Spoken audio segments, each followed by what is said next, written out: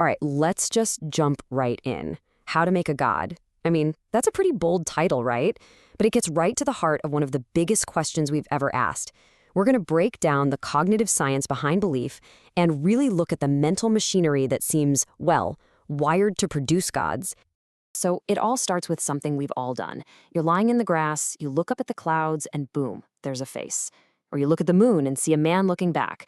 Now, that's not just some random, silly quirk. It's actually a massive clue. It's our brain doing what it does best, looking for patterns. And more specifically, it's looking for us. And this tendency, it has a name, anthropomorphism, giving human traits to non-human things. But according to cognitive scientist Stuart Guthrie, this is way more than just a quirk. He makes this pretty radical claim that religion isn't just like anthropomorphism. He says it is anthropomorphism, just a really, really advanced and systematic version of seeing a face in the clouds. Okay, so why on earth would our brains do this? To get that, we have to rewind a bit and think about survival. This whole thing isn't really about seeing the world accurately. It's about staying alive in it. Think about it. Our brains evolved in a pretty dangerous world. To survive, you have to interpret every little shadow, every sound. You're constantly making bets. And evolution doesn't favor the brain that's always right. It favors the brain that makes the safest bet. And this savanna scenario just lays it out perfectly. Picture this. You're alone, it's dark, you hear a rustle in the grass. Okay, bet number one, it's just the wind. If you're right, great. If you're wrong, you're dinner. So a better bet is to assume it's a predator. Better safe than sorry, right? But the highest bet, the most significant thing it could be, another human. Humans are the most complex, unpredictable, and important things in our environment. So that instinct to assume there's an agent, a someone behind the noise, that's a winning survival strategy. And it turns out our brains have a whole toolkit just for this. So how do we get from a rustle in the grass to a full-blown belief system? Well, it turns out our brains come with this pre-installed toolkit of biases that, kind of as a side effect, lay all the groundwork for seeing gods everywhere. And two of the biggest tools in the box are right here. First, you've got HADD. It stands for Hyperactive Agency Detection Device. Just think of it as that savanna instinct on overdrive. It's your brain's default setting to assume that when something happens, an agent made it happen. Then you pair that with teleological reasoning. This is our deep gut feeling that things exist for a reason, that they have a purpose. This is my absolute favorite example of teleology. Seriously, you ask a kid why rocks are pointy, and they don't give you a geology lesson. They give you a purpose. The rocks are pointy so that animals won't sit on them.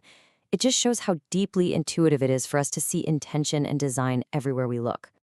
Okay, so you've got these tools for seeing agents and purpose. But for an idea to really stick, to become a belief that gets passed around, it has to be memorable. And our brains, it turns out, have this sweet spot for ideas that are mostly normal, but with just one or two little twists of magic. I like to call it the magic carpet principle.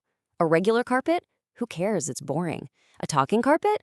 Okay, that's interesting. A talking, flying carpet. Now that hits the sweet spot. It resonates. It's weird enough to remember, but not so totally bonkers that your brain just throws it out. An invisible, cheese-scented carpet that dissolves in water? That's just too much. It's too weird to stick.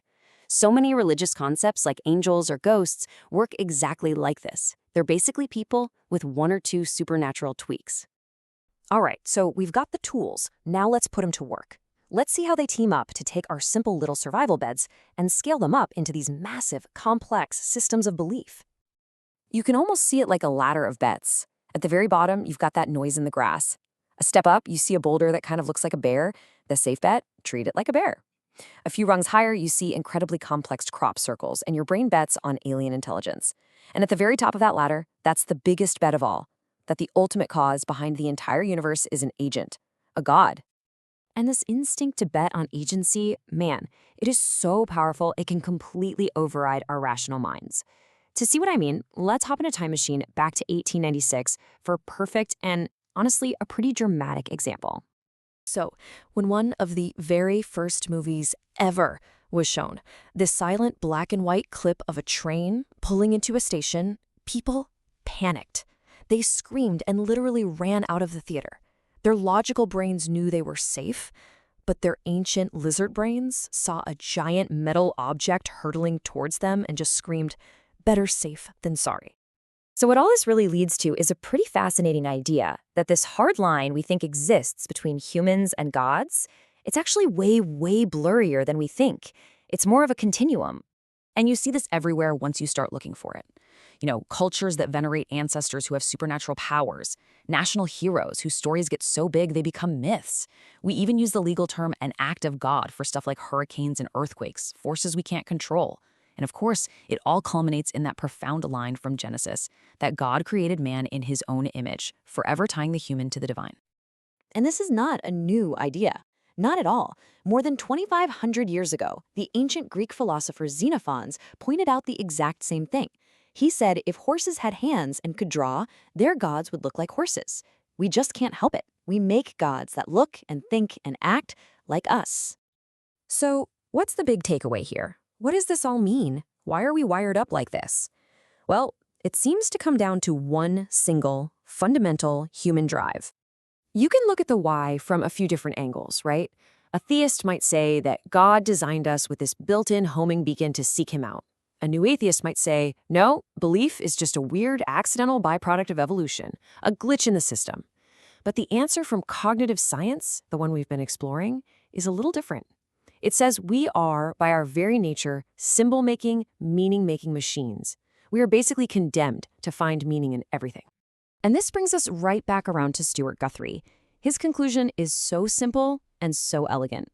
He says there's no communication without language and no language without likeness, without some kind of shared ground, some shared understanding. Our search for God, from this point of view, is really part of a much deeper search for communication, for likeness, in this huge, uncertain universe. And that right there is the key insight. This whole process isn't a delusion. It's not a mistake. It's this incredibly profound human strategy for figuring ourselves out.